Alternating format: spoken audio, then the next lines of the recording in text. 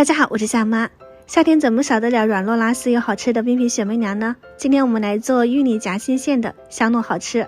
首先准备1斤糯米粉，加入3盒纯牛奶750毫升，再加入60克的玉米淀粉，120克白糖，搅拌均匀。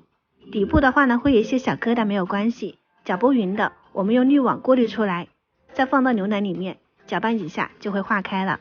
这里是直接倒入锅中的，开最小火慢慢熬煮，5-6分钟开始结块，10分钟开始抱团，最后完全熟透成拉丝的状态，我们的糯米团就做好了。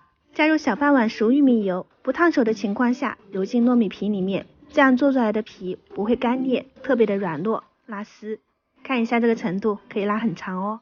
用保鲜膜包紧，分成2块，放到冰箱冷藏，我们的冰皮就做好啦。开始做内馅。400克的香芋，200克紫薯，切成小块，上锅蒸25分钟。蒸熟后倒入搅拌机里，加入炼乳，增加香味和甜度，再倒入适量的牛奶，增加湿润度。搅打成细腻芋泥，没有明显颗粒就可以啦。接着打发淡奶油，里面加入白糖、香草精，中速搅打2分半，有明显纹路，这样子就打发好了。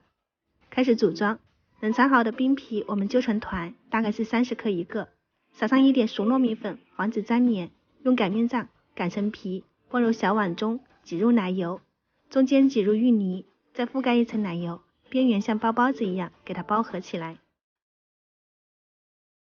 收尾捏合，用剪刀剪断，撒一点熟糯米粉防粘，倒出来。夹心芋泥雪媚娘就做好了，一共可以做30个，现做现吃了3个，特别的软糯。剩下这些封上保鲜膜，放到冰箱冷冻1个晚上，第2天吃就是冰淇淋糯米糍。真的是冰冰爽爽，又糯又香。如果你也喜欢，不妨收藏起来试一下。我是夏妈，下期再见。